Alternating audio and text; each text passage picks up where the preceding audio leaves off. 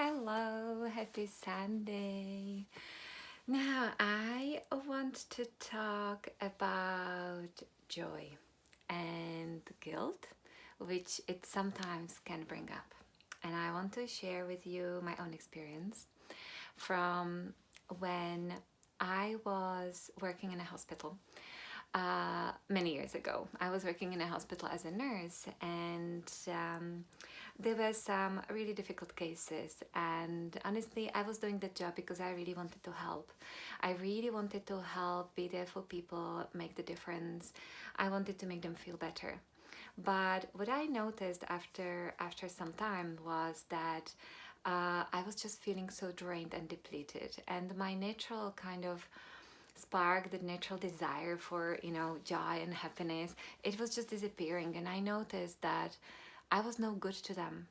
I was no good to them because it's like I gave all of that my energy out to them, but I remained empty. And so I left that job, and then it wasn't until much later when I realized that actually my mission isn't really to help people, to give myself away and share all of what's inside of me and that nothing is left in me, but the other way around. That my purpose here really is to fill myself up with bliss and joy and follow my heart's desire and like make myself as happy as possible, so that then can overflow into lives of other people, so others can actually benefit from that.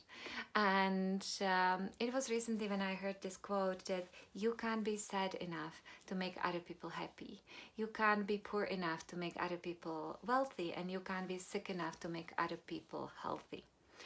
And it resonated so deeply because sometimes when things happen around you, and let's say you are happy because whatever has happened to you in your life, right, you are happy and you're just bubbling and like flying up high, and people around you are not. Maybe they are going through difficult situations or something happened in the world or whatever.